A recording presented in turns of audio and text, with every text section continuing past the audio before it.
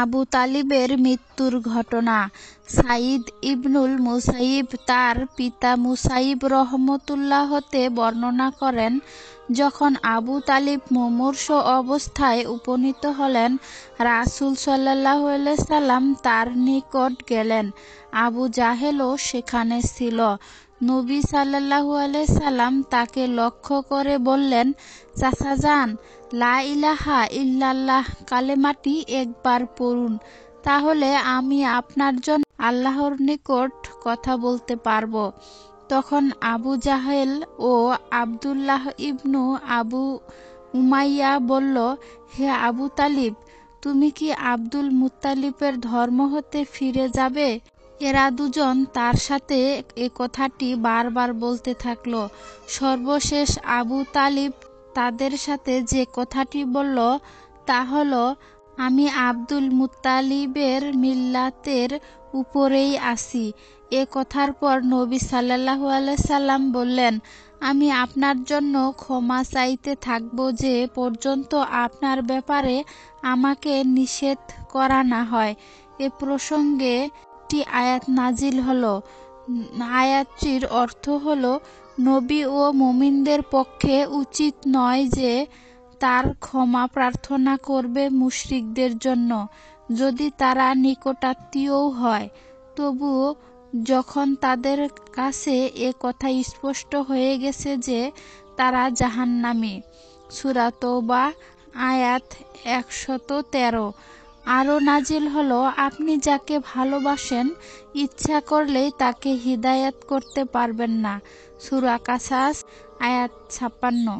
আবু তালিবের কাহিনী অনুচ্ছেদ আবু সাঈদ খুদরি রাদিয়াল্লাহু তাআলা আনহু হতে বর্ণিত যে তিনি নবী সাল্লাল্লাহু আলাইহি সাল্লামকে বলতে শুনেছেন, যখন তার সামনে তার চাচা আবু তালিবের আলোচনা করা হলো, তখন তিনি বললেন, আশা করি কিয়ামতের দিনে আমার সুপারিশ তার উপকারে আসবে, অর্থাৎ আগুনের হালকা স্তরে তাকে ফেলা হবে, যা তার পায়ের গোড়ালি পর্যন্ত পৌঁছাবে, আর এতে তার মগজ টকবক করে ফুটতে থাকবে। এ গল্পটি থেকে শিক্ষা হলো, ১. হেদায়েতের মালিক আল্লাহ তাআলা। তিনি যাকে ইচ্ছা হেদায়েত করেন, যাকে ইচ্ছা পথভ্রষ্ট করেন। এজন্য সবসময় তার কাছে হেদায়েত চাইতে হবে। ২. জাহান্নামের আযাব অত্যন্ত ভয়াবহ। সবচেয়ে হালকা শাস্তি হওয়ার পরেও যদি আবু তালিবের এই অবস্থা হয়, তাহলে অন্যদের কি অবস্থা হবে তা সহজেই অনুমান করা যায়। ৩. সমাজ ও পারিপার্শ্বিক অবস্থা মানুষকে অনেক সময় হক গ্রহণ থেকে বিমুখ রাখে। গল্প নম্বর ২, আবু বকর রাদিয়াল্লাহু তাআলা আনহু এর কিছু ঘটনা। আবু বকর রাদিয়াল্লাহু তাআলা আনহু এর এই ঘটনাটি মোটামুটি আমরা সবাই জানি, কিন্তু ঘটনাটির মাঝে একটি গুরুত্বপূর্ণ শিক্ষণীয় বিষয় রয়েছে যা আমাদের অনেকেরই নজর এড়িয়ে গেছে। ইনশাআল্লাহ সে বিষয়েই এখানে আলোকপাত করব। আহমদ ইবনে হাম্বল রহিমাহুল্লাহ কর্তৃক বর্ণিত জাবির বিন আবদুল্লাহ রাদিয়াল্লাহু তাআলা আনহু এই হাদিসটি বর্ণনা করেছেন। রাসূল সাল্লাল্লাহু আলাইহি সাল্লাম মিরাজ থেকে ফিরে এসেছেন। সকালবেলা তিনি যখন মক্কায় কুরাইশদের মিরাজের ঘটনাটি বললেন, মক্কায় কুরাইশ সম্প্রদায়ের কুফফারগণ ছিলেন অনেক বস্তুবাদী, যা দেখা যায়, ধরা যায়, ছোঁয়া যায়, শুধু তাই তারা আমলে নিত। রাসূল সাল্লাল্লাহু আলাইহি সাল্লাম এর মিরাজের ঘটনাটিকে তারা একটি হাতিয়ার হিসেবে ধরে নিল, আর এর মাধ্যমে মিরাজের ঘটনাটিকে মিথ্যা প্রমাণ করতে চাইল।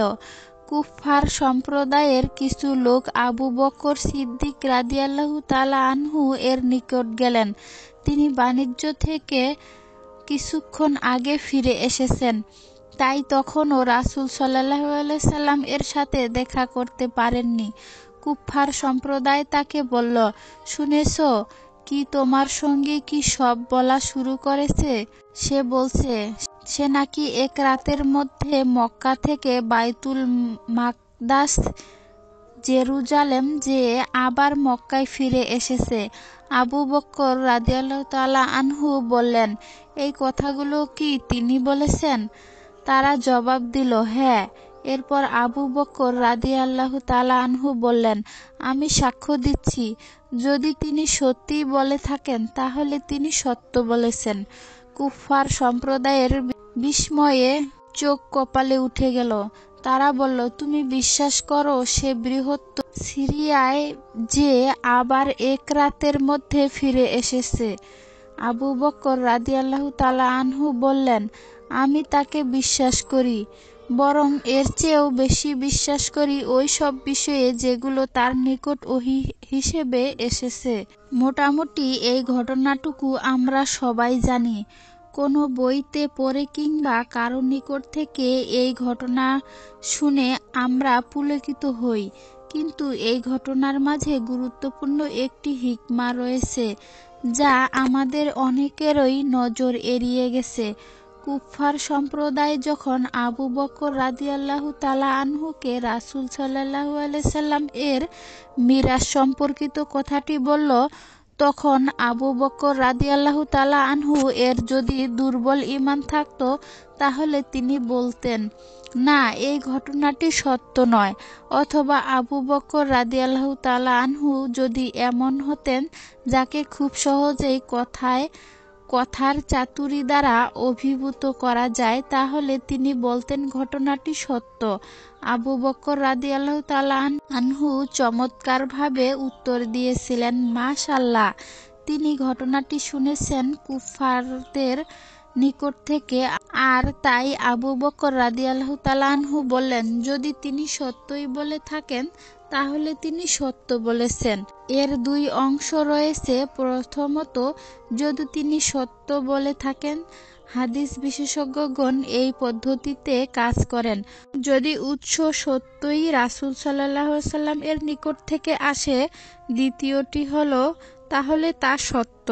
সেটা হচ্ছে ওহী আল্লাহর নিকট থেকে রাসূল সাল্লাল্লাহু আলাইহি সাল্লাম এর উপর নাজিলকৃত, অর্থাৎ সহিহ হাদিস পাওয়া গেলে তার উপর বিশ্বাস স্থাপন করা, সেই অনুযায়ী কর্তব্য পালন করা ঈমানী দায়িত্ব। কারণ সেটা ওহী। এমন কথা বলা যাবে না যে এটা তো আমার যুক্তিতে টিকল না, বা আমার বাপ দাদাদের কখনো এমন কিছু বলতে বা করতে দেখিনি, কিংবা আমার মাযহাবে এমনটি সমর্থ করে না। আবু বকর সিদ্দিক রাদিয়াল্লাহু তাআলা আনহু এর এই ঘটনা থেকে আমাদের জন্য গুরুত্বপূর্ণ শিক্ষণীয় বিষয় হচ্ছে এটাই, রাসূল সাল্লাল্লাহু আলাইহি সাল্লাম এর কথা সহিহভাবে আমাদের নিকট পৌঁছালে বিনা বাক্যে ব্যয়ে তা মেনে নিতে হবে, তার উপর বিশ্বাস স্থাপন করতে হবে এবং সেই অনুযায়ী কর্ম পালন করতে হবে। সেটা আমার নিকট যুক্তিতে টিকুক আর না টিকুক, আমার চারপাশের লোকজন সেটা মানুক আর না মানুক, আমাকে রাসূল সাল্লাল্লাহু আলাইহি সাল্লাম এর কথায় বিশ্বাস স্থাপন করতেই হবে এবং তার যথাযথ অনুসরণ করতে হবে। আল্লাহ তাআলা আমাদের রাসূল সাল্লাল্লাহু আলাইহি সাল্লাম এর সাহাবীদের মতো করে দ্বীন ইসলামকে বুঝার তৌফিক দান করুন এবং সেই অনুযায়ী আমল করার তৌফিক দান করুন। আমিন। ঘটনা ২। রাবিয়া আসলামী রাদিয়াল্লাহু তাআলা আনহা বললেন, একবার হযরত আবু বকর রাদিয়াল্লাহু তাআলা আনহু ও আমার মধ্যে কোনো বিষয়ে মত পার্থক্য দেখা দিলে, কিছু তর্ক বিতর্ক, তিনি কটু কথা বললে আমি আন্তরিকভাবেই ব্যথিত হলাম। তিনি সাথে সাথে তা উপলব্ধি করে আমাকে বললেন, তুমিও আমাকে অনুরূপ কথা বলে প্রতিশোধ নাও। আমি এরূপ প্রতিশোধ নিতে অস্বীকার করলে তিনি বললেন, আমি রাসূল সাল্লাল্লাহু আলাইহি সাল্লাম এর দরবারে গিয়ে নালিশ করব। আমি তাতে অস্বীকৃতি জানালাম। তিনি চলে গেলেন। এমন সময় বনী আসলামের লোকজন এসে বলল, এ কেমন কথা? তিনি অন্যায় করে আবার তিনি রাসূল সাল্লাল্লাহু আলাইহি সাল্লাম এর কাছে নালিশ করতে গেলেন। আমি বললাম, ইনি আবু বকর সিদ্দিক রাদিয়াল্লাহু তাআলা আনহা, তিনি আমার উপর অসন্তুষ্ট হলে আমার ধ্বংস অনিবার্য। এরপর রাসূল সাল্লাল্লাহু আলাইহি সাল্লাম এর খিদমতে আমি হাজির হয়ে পুরো ঘটনা বর্ণনা করলে তিনি সাল্লাল্লাহু আলাইহি সাল্লাম বললেন, তুমি ঠিকই করেছ, কখনো প্রতিশোধমূলক উত্তর দেওয়া উচিত নয়। তবে এভাবে বলে দাও, হে আবু বকর, আল্লাহ আপনাকে ক্ষমা করুন। সত্যিকার আল্লাহ ভীতি একেই বলে। একটা কথার জন্য এত চিন্তা। আবু বকর সিদ্দিক রাদিয়াল্লাহু তাআলা আনহু এর মতো লোক হঠাৎ একটি মাত্র কটু কথা বলে একজনের মনে কষ্ট দিয়েছেন, কিন্তু এ কথার প্রতিশোধ নেওয়ার জন্য তার কত চিন্তা, কত চেষ্টা। প্রথমে প্রতিশোধ নেয়ার জন্য অনুরোধ করলেন, প্রতিশোধ না নিলে তার বিরুদ্ধে রাসূল সাল্লাল্লাহু আলাইহি সাল্লাম এর নিকট নালিশ করবেন। এই ধরনের কথা বলেন, অর্থাৎ যে করেই হোক নিজের ত্রুটির জন্য আল্লাহর বান্দা থেকে ক্ষমা লাভ করতে হবে। ঘটনা ৩। তাবুক অভিযানে তিনি ছিলেন মুসলিম বাহিনীর পতাকাবাহী। এ অভিযানের সময় রাসূল সাল্লাল্লাহু আলাইহি সাল্লাম এর আহ্বানে সাড়া দিয়ে বাড়িতে যা কিছু অর্থ সম্পদ ছিল সবই তিনি রাসূল সাল্লাল্লাহু আলাইহি সাল্লাম এর হাতে তুলে দিলেন। আল্লাহর রাসূল জিজ্ঞেস করলেন, হে আবু বকর, ছেলে মেয়েদের জন্য বাড়িতে কি কিছু রেখেছ? জবাবে আবু বকর বললেন, তাদের জন্য আল্লাহ ও তার রাসূলই যথেষ্ট। ঘটনা ৪। শৈশব থেকে আবু বকরের সাথে রাসূল সাল্লাল্লাহু আলাইহি সাল্লাম এর বন্ধুত্ব ছিল। তিনি রাসূল সাল্লাল্লাহু আলাইহি সাল্লামের অধিকাংশ বাণিজ্য সফরের সঙ্গী ছিলেন।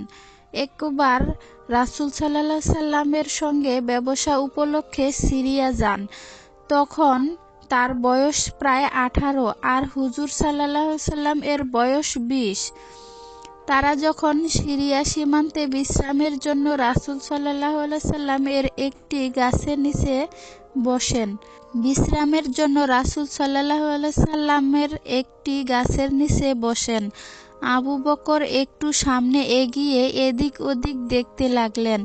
এক খ্রিস্টান পাদ্রীর সাথে তার দেখা হয় এবং ধর্ম বিষয়ে কিছু কথাবার্তা হয়। আলাপের মাঝখানে পাদ্রী জিজ্ঞেস করে, ওখানে গাছের নিচে কে? আবু বকর বললেন, এক কুরাইশ যুবক, নাম মুহাম্মদ বিন আবদুল্লাহ। পাদ্রী বলে উঠল, এ ব্যক্তি আরবের নবী হবেন। কথাটি আবু বকরের অন্তরে গেঁথে যায়। তখন থেকেই তার অন্তরে রাসূল সাল্লাল্লাহু আলাইহি সাল্লাম এর নবী হওয়া সম্পর্কে দৃঢ় প্রত্যয় হতে থাকে। ইতিহাসে এ পাদ্রীর নাম বুহাইরা বা নাস্তুরা বলে উল্লিখিত হয়েছে। ঘটনা ৫। আবু দারদা রাদিয়াল্লাহু তাআলা আনহু হতে বর্ণিত, তিনি বলেন, আমি নবী সাল্লাল্লাহু আলাইহি সাল্লাম এর নিকট উপবিষ্ট ছিলাম। এমন সময় আবু বকর রাদিয়াল্লাহু তাআলা আনহু পরনের কাপড়ের এক পাশ এমনভাবে ধরে আসলেন যে তার দুহাঁটু বেরিয়ে পড়ছিল। নবী সাল্লাল্লাহু আলাইহি সাল্লাম বললেন, তোমাদের এ সাথী এইমাত্র কারো সঙ্গে ঝগড়া করে আসছে।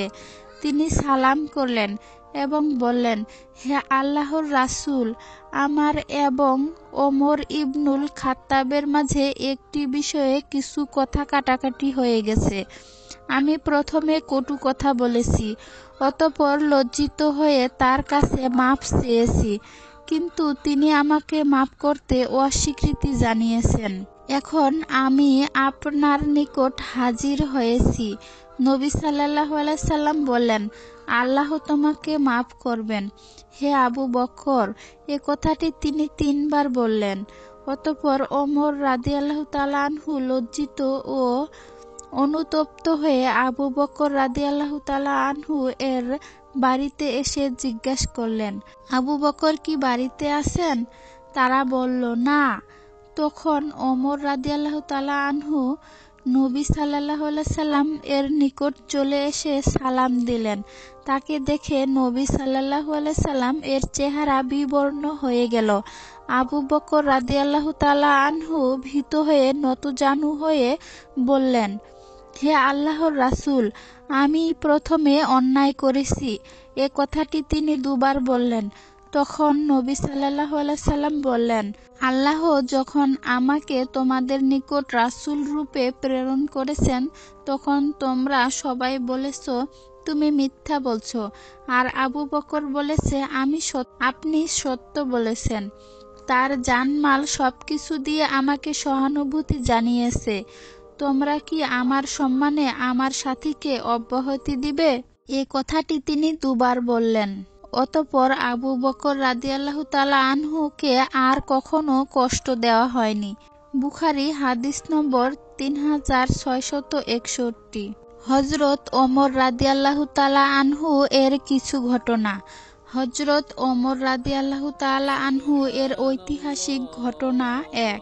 হযরত নাফের বর্ণনা করেছেন, ইবনে ওমর রাদিয়াল্লাহু তাআলা আনহু একবার অসুস্থ হয়ে টাটকা মাছ খাওয়ার বাসনা হলো। মদিনায় অনেক খোঁজাখুঁজির পর তা পাওয়া গেল না। কয়েকদিন পর যখন পাওয়া গেল, তখন 1.5 দিরহাম দিয়ে কিনে এনে রান্না করা হলো। তারপর একটা রুটির উপর মাছটা রেখে হযরত ওমর রাদিয়াল্লাহু তাআলা আনহা এর সামনে পেশ করা হলো।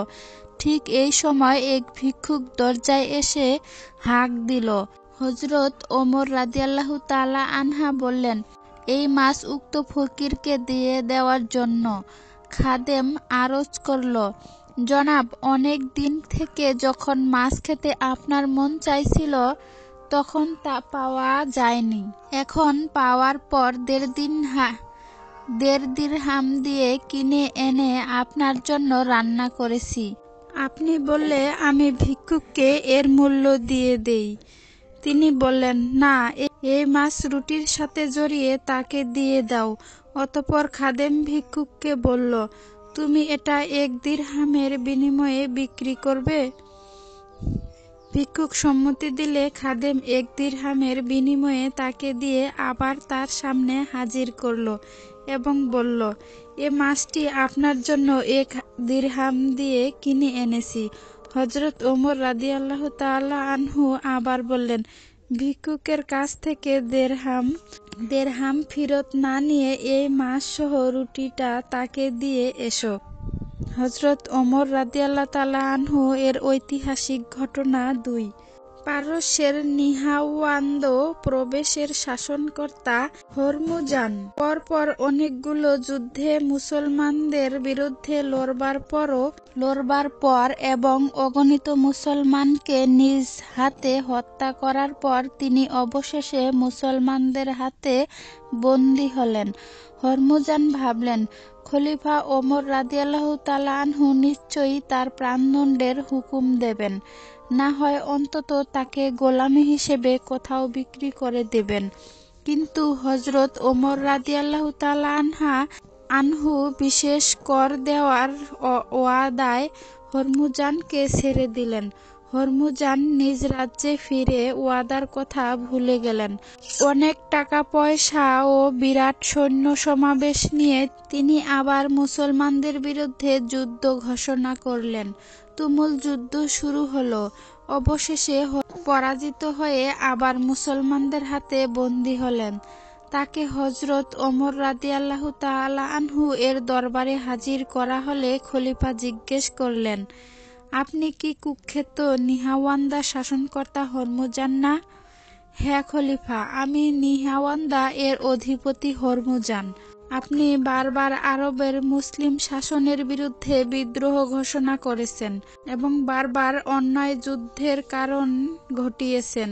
কিন্তু এ কথা কি মিথ্যে যে আপনাকে পরাজিত ও বন্দী করার পরও আপনার প্রস্তাব অনুসারে সলেহনামার শর্তমতে আপনাকে ছেড়ে দেওয়া হয়েছে, কিন্তু বারবার আপনি সলেহনামার শর্ত ভঙ্গ করেছেন, অন্যায় যুদ্ধে মুসলমানদেরকে ক্ষতিগ্রস্ত করেছেন? এ কথা কি মিথ্যা নয়? আপনি কি জানেন আপনার কি সাজা হবে? এ কথা মিথ্যা নয়। আপনি কি জানেন আপনার কি সাজা হবে? জানি আমার সাজা মৃত্যু, এবং আমি সেজন্য প্রস্তুত আছি, এবং এই মুহূর্তেই তাও বেশ জানি। তাহলে আপনার যদি কোনো শেষ বাসনা থাকে তা প্রকাশ করতে পারেন। খলিফা, মৃত্যুর আগে শুধু এক বাটি পানি খাবো। খলিফার হুকুমে বাটিতে পানি এলো, হরমুজানের হাতে দেওয়া হলে খলিফা বললেন, আপনি স্বাদ মিটিয়ে পানি খেয়ে নিন। আমার শুধুই ভয় হয় পানি খাওয়ার সময়ই জল্লাদ না এক কোপে আমার মাথাটা দেহ থেকে আলাদা না করে দেয়। না হরমুজান, আপনার কোনোই ভয় নেই। আমি আপনাকে কথা দিচ্ছি, এই পানি খাওয়া শেষ না হওয়া পর্যন্ত কেউ আপনাকে কতল করবে না। খলিফা, আপনি বলেছেন এই পানি পান করা শেষ না হওয়া পর্যন্ত আমায় কতল করবে না। বাটির পানি মাটিতে ফেলে দিয়ে বলল, সত্যি, এ পানি আর আমি খাচ্ছি না, এবং তাই আপনার কথা মতো কেউই আমাকে আর কতল করতে পারবে না। চমৎকৃত হযরত ওমর রাদিয়াল্লাহু তাআলা আনহু খানিক চুপ করে হেসে ফেললেন। বললেন, হরমুজান, আপনি সত্যই একটি নয়া উপায় বের করেছেন নিজেকে রক্ষা করার জন্যে, কিন্তু ওমরও যে আপনাকে কথা দিয়েছে তার খেলাপ হবে না। আপনি আজাদ, আপনি নির্ভয়ে নিজ রাজ্যে চলে যান। হরমুজান চলে গেলেন। অল্প দিন পরে বহু সংখ্যক লোক নিয়ে আবার এলেন। খলিফা হযরত ওমর রাদিয়াল্লাহু তাআলা আনহু এর দরবারে হাজির হয়ে বললেন, আমিরুল মুমিনিন, হরমুজান আবার এসেছে। এবার সে এসেছে বিদ্রোহীর বেশে নয়, এক নবজীবনের সন্ধানে। আপনি তাকে তার অনুচরবর্গ সহ ইসলামে দীক্ষিত করুন। হরমুজান আর বলতে পারলেন না, তার কণ্ঠ রুদ্ধ হয়ে এলো। হযরত ওমর রাদিয়াল্লাহু তাআলা আনহু দেখলেন লৌহ মানব হরমুজানের দু চোখ পানিতে হলহল করছে। হরমুজানকে তিনি আলিঙ্গন করলেন। হযরত ওমর রাদিয়াল্লাহু তাআলা আনহু এর ঐতিহাসিক ঘটনা ৩। সিরিয়া বিজয়ের পর যখন তিনি সে এলাকা সফর করেন, তখন সফর সঙ্গী ছিল তার এক গোলাম, আর দুজনের মধ্যে বহন ছিল একটি মাত্র উট।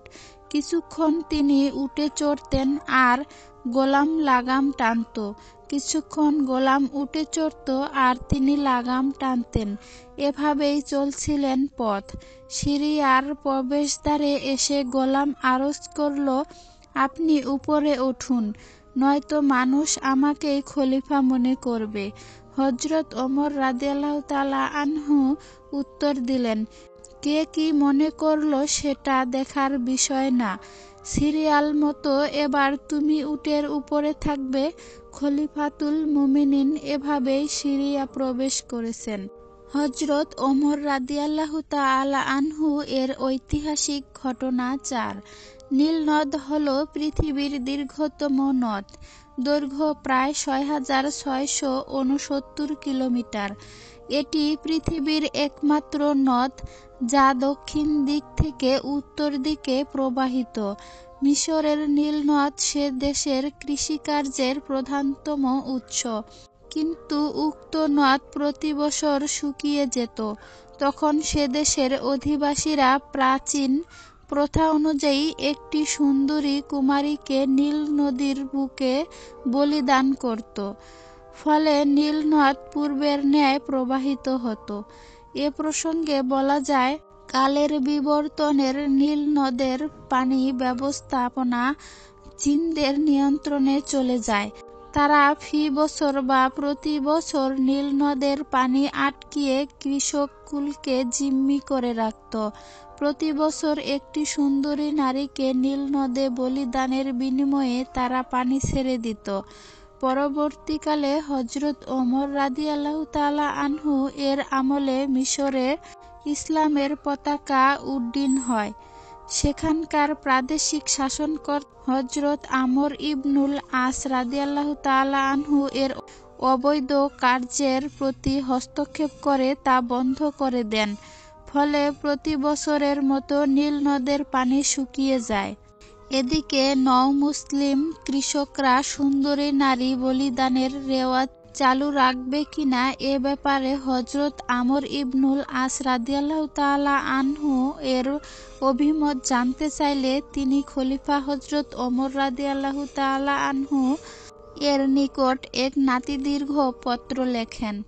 পত্র পেয়ে হযরত ওমর রাদিয়াল্লাহু তাআলা আনহু বিস্তারিত অবগত হলেন।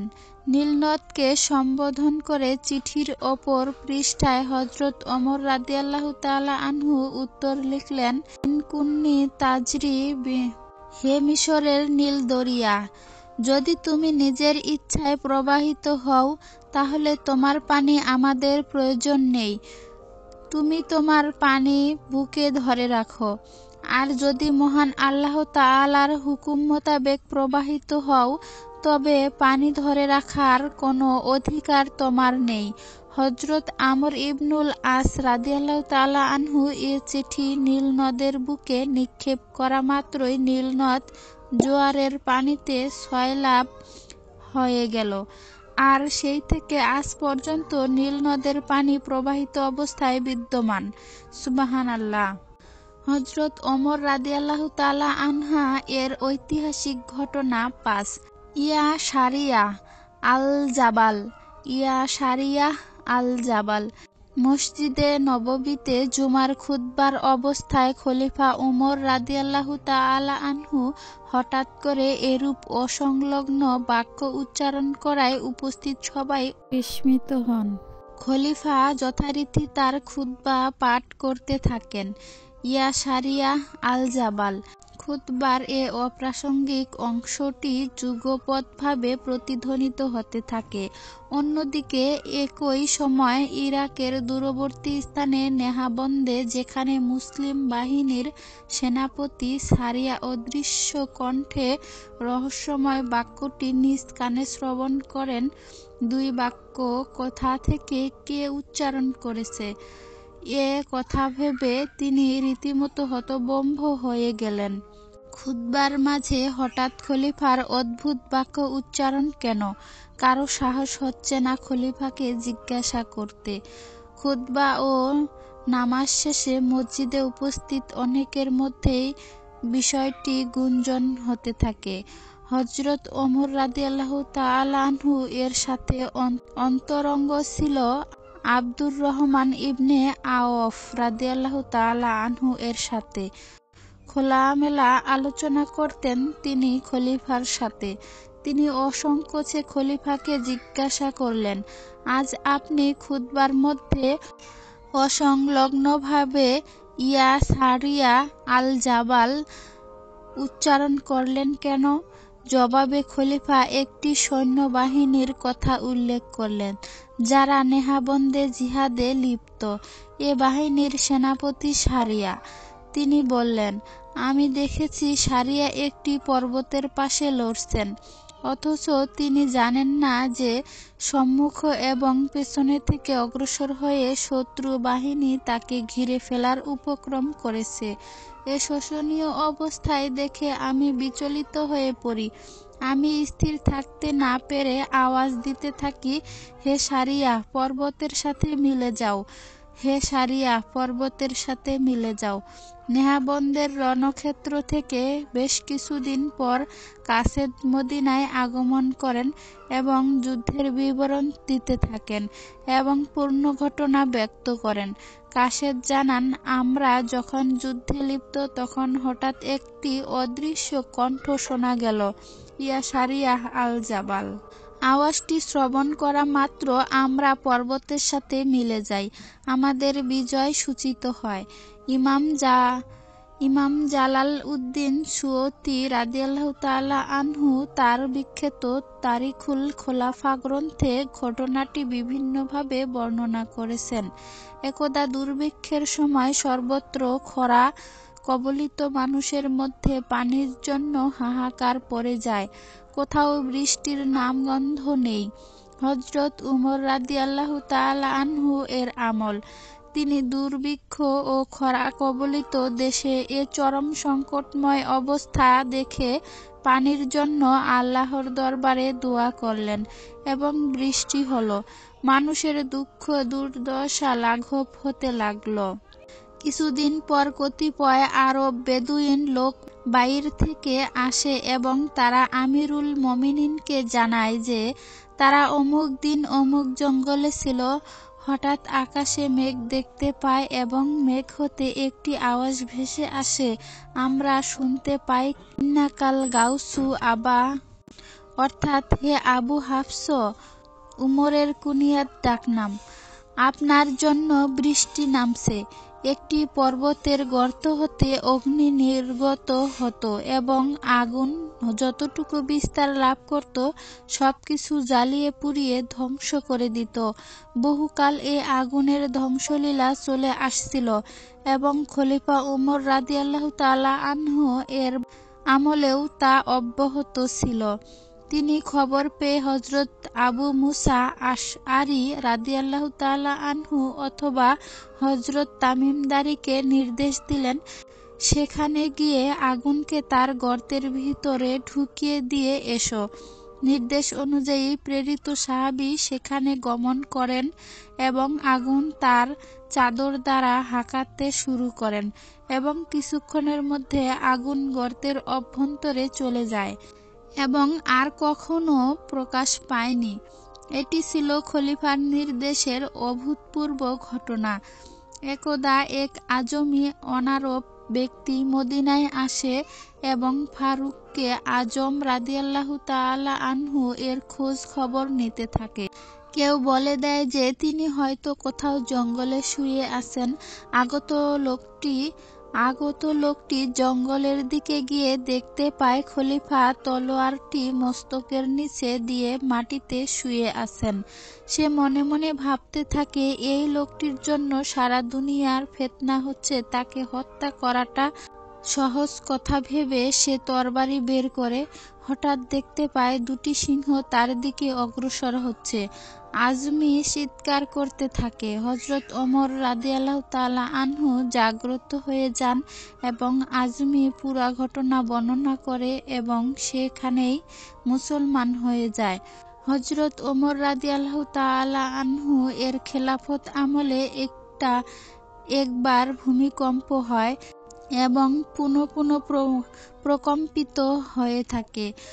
হযরত ওমর রাদিয়াল্লাহু তাআলা আনহু আল্লাহর হামদ ও সানা পাঠ করার পর জমিনে তার দোররা মারেন এবং বলেন, স্থিত হয়ে যাও, আমি কি তোমার প্রতি ইনসাফ করিনি? একথা বলার সঙ্গে সঙ্গে ভূমিকম্প বন্ধ হয়ে যায়।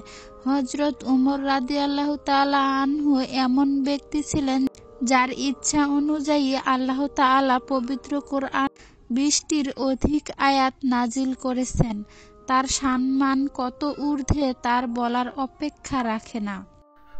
ধন্যবাদ সম্পূর্ণ ভিডিওটি মনোযোগ দিয়ে দেখার জন্য। আমাদের চ্যানেলে এ ধরনের ভিডিও দেখতে চাইলে ভিডিওটিতে একটি লাইক দিন এবং চ্যানেলটি সাবস্ক্রাইব করে বেল আইকনটি বাজিয়ে দিন, তাহলে আমরা ভিডিও আপলোড করার সাথে সাথে আপনার কাছে চলে যাবে। সম্পূর্ণ ভিডিওটি একবারে দেখে শেষ করতে না পারলে ভিডিওটি যে কোনো সামাজিক যোগাযোগ সাইটে টাইমলাইনে আপলোড করলে পরবর্তীতে যখন সময় পাবেন তখনই দেখতে পারেন। ধন্যবাদ।